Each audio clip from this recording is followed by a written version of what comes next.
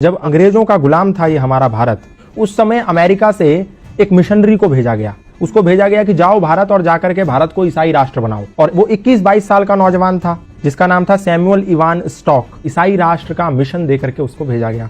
वो भारत आया, भारत में शिमला गया, वहां पर उसने एक तरफ से लोगों को ईसाई बनाना प्रारंभ कर दिया। जब धीरे धीरे काम चलने लगा तो अचानक से हिमाचल में प्लेग की बीमारी फैल गई। जैसे आज कोरोना की बीमारी फैल गई, ठीक उसी प्रकार प्लेग की बीमारी भी छुआछूत की बीमारी थी। लोग अपने परिजनों को छोड़ छोड़ करके भागने लगे। जैसे घर में किसी को प्लेग हो गया तो घर में छोड़ करके चले गए।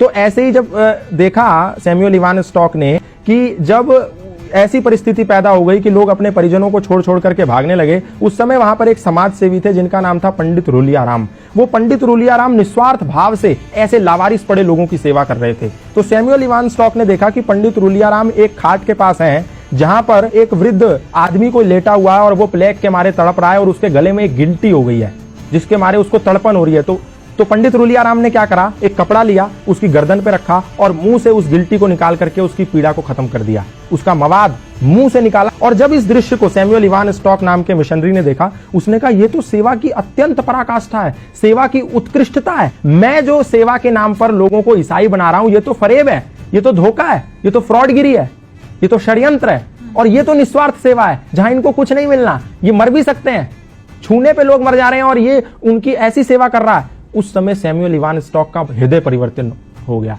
तो उनने पंडित रूलियाराम से कहा, सैमुअल इवान स्टॉक ने, कि ये क्या सिद्धांत है, कौन से ऐसे सिद्धांत हैं जिसके चलते आपके अंदर इतनी तन्मयता, इतनी तल्लीनता है लोगों की समाज की सेवा के प्रति। तो पंडित रूलियाराम ने कहा, ये सनातन धर्म के सार्वभौमिक सिद्धांत हैं जो हमें मानवतावाद का उपदेश देते हैं और मैं वही कर रहा हूं। संगच्छध्वम संवदध्वम संवो मनांसि जानताम सर्वे भवन्तु सुखिना सर्वे संतु निरामया के सिद्धांतों को पालन कर रहा हूं। तो सैमुअल इवान स्टॉक ने कहा, मैं भी ये सनातन धर्म के सिद्धांत जानना चाहता हूं।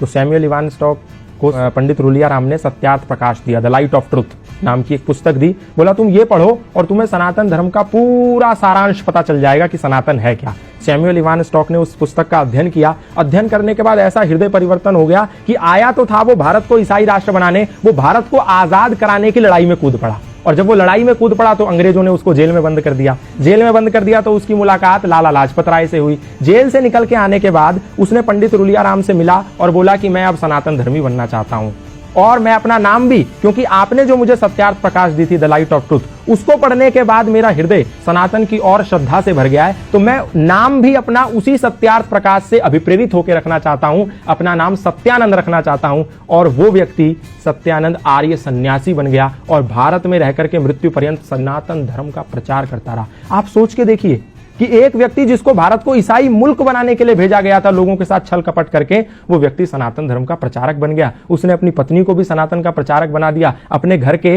एक कोने में यज्ञशाला खोल दी। आज भी हिमाचल प्रदेश में जाएंगे तो वो यज्ञशाला विद्यमान है। वहां उपनिषदों के मंत्र उकेरे हुए हैं उस यज्ञशाला में। उसके घर में आज भी वो भगवत गीता के श्लोक लिखे हुए हैं। तो ये प्रमाण है कि सनातन को कभी ना उस समय, ना आज, ना आने वाले समय में कभी भी लोगों पर थोपा नहीं गया। ना तो तलवार के जोर पे, ना भय और लालच और षड्यंत्र के जोर पे। सनातन से लोग आए और प्रभावित हो गए। फादर कैमिल बुल के ईसाई मिशनरी थे, आए, रामायण से प्रभावित हो गए, सनातन धर्म का प्रचार करने लगे। बाहर से लूसी गेस्ट आई, सनातन धर्म से प्रभावित हो गई, भारत में गुरुकुल खोल दिया।